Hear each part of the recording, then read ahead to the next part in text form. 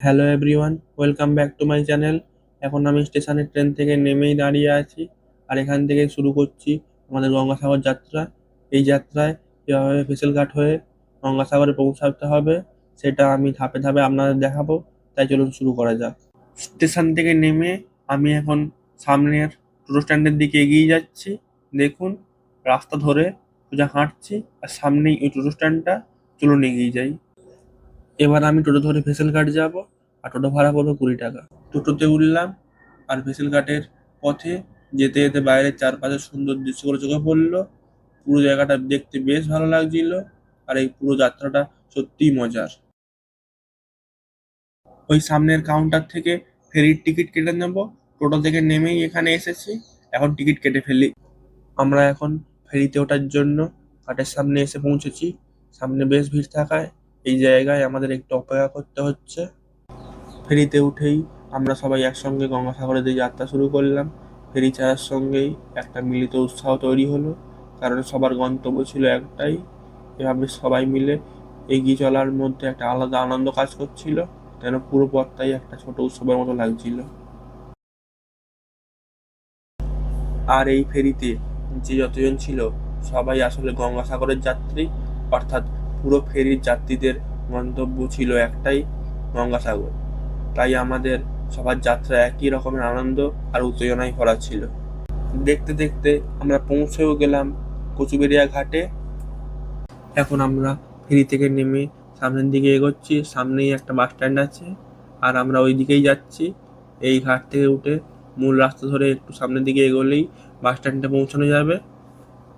এখান থেকে গঙ্গাসাগর প্রায় 30 কিলোমিটার দূরে। এখন আমরা বাসে উঠব, আর এই বাস ধরে গেলে ওই 30 কিলোমিটার পথ পার হওয়া যাবে। এই বাস ভাড়া প্রায় 40 টাকা পড়বে। তো এখন আমরা বাসে উঠছি, আর সেখান থেকে সরাসরি গঙ্গাসাগরের দিকেই যাচ্ছি।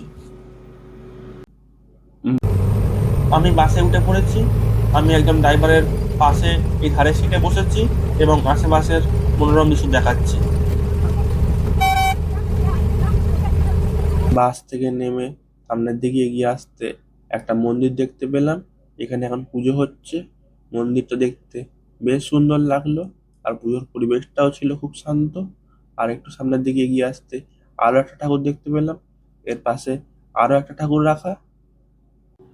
আমরা এখন গঙ্গাসাগরের দিকে যাচ্ছি, আর যেতে যেতে দেখলাম দোকানগুলোর মধ্যে শাঁখা ও শাঁখ বিক্রি হচ্ছে। এরপরে আমরা দোকানগুলোর পাশ দিয়ে এগোতে এগোতে সবকিছু দেখছিলাম। পুরো পরিবেশটাই যেন একটা ছোটখাটো মেলার মতো ছিল।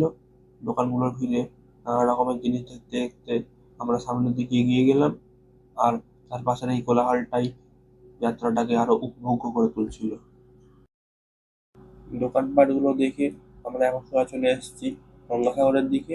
এখন আমরা গঙ্গাসাগরে নেমে স্নান করব, আর সমুদ্রের ঢেউ আর পরিবেশটা উপভোগ করব। এখন আমি আপনাদের দেখাচ্ছি সমুদ্রের জলের ঢেউগুলো। দেখুন কি সুন্দর, এই জলের ঢেউ সামনের দিকে এগিয়ে আসছে। পুরো দৃশ্যটা দারুণ লাগছে। স্নান করে উঠে এসে আমরা এখন পুরো মেলাটা ঘুরছিলাম। সামনে মকর সংক্রান্তি, তাই এখন দোকানপাট পুরোপুরি বসেনি।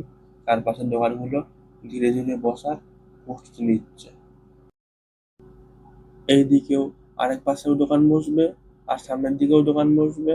এখানে এখনো অনেকটা জায়গা খালি আছে, যা ধীরে ধীরে দোকানপাট দিয়ে ভরে উঠবে মকর সংক্রান্তির জন্য। এরপর আমরা কপিল মুনির আশ্রমের দিকে যেতে যেতে দেখতে পেলাম একটা মন্দির, আর এই মন্দিরের ভিতরে এসে কিছু ঠাকুর দেখতে পেলাম। এবার পরবর্তী ঠাকুরগুলোও আপনাদের দেখাচ্ছি, তাই দেখুন। আর যদি ভালো লেগে থাকে তাহলে লাইক, শেয়ার আর সাবস্ক্রাইব করতে ভুলবেন না। আপনারা সঙ্গে থাকুন, আমরা ধীরে ধীরে সব ঠাকুরই দেখাবো। এখানে এখন পুজো হচ্ছে এবং আরতিও চলছে। পুরো পরিবেশটা খুব সুন্দর আর আধ্যাত্মিক। এই মুহূর্তটা উপভোগ করুন এবং আশেপাশের শুভ পরিবেশটাও দেখুন। এরপর আমরা এসে দাঁড়িয়েছি কপিল মুনির আশ্রমের সামনে। এই আশ্রমটা সত্যি খুব শান্তিপূর্ণ এবং সুন্দর একটা জায়গা। এখানে অনেক মানুষ আসেন তাদের মানসিক ইচ্ছা বা মানত নিয়ে। আশ্রমের এই পরিবেশটা এমন যে এখানে এসে সবাই একটু থেমে যান, তার পাশের শান্তিটা অনুভব করেন। তাই এই জায়গাটা শুধু দর্শনের জন্য নয়, নিজের মনের ইচ্ছা প্রকাশ করার এবং মানুষ দেখার জন্য একটি পবিত্র স্থান। আপনি চাইলে এখানকার সৌন্দর্য আর আধ্যাত্মিক পরিবেশটাও একটু উপভোগ করতে পারেন। আমরা মন্দিরের কাছে একটা মূর্তি দেখতে পেলাম।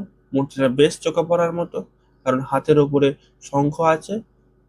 এটা দেখতে খুবই আলাদা আর সুন্দর লাগছে। এই মূর্তিটার পাশে আর একটা মূর্তি দেখতে পেলাম, যেখানে একজন সাধু ধ্যান করছেন। এটা একদম একটা ধ্যানমগ্ন মূর্তি, যেটা দেখতে বেশ আলাদা লাগছিল। আর একটু পাশে আরো 3টে মূর্তি ছিল। এই 3টে মূর্তি একসাথে রাখা ছিল। এরপরই আমরা দেখতে পাচ্ছি এখানে একটা রাজার মূর্তি আছে।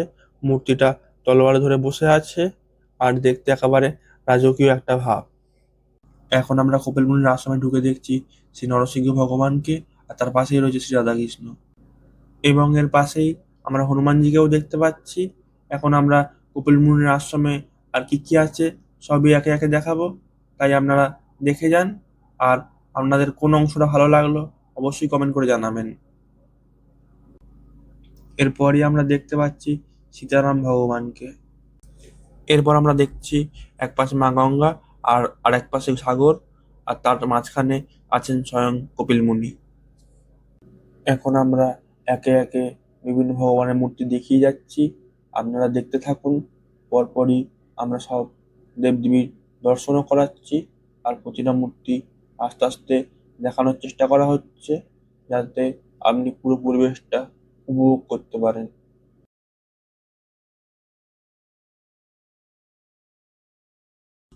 এরপর আমরা চলে গেলাম কপিল মুনির সরোবরে।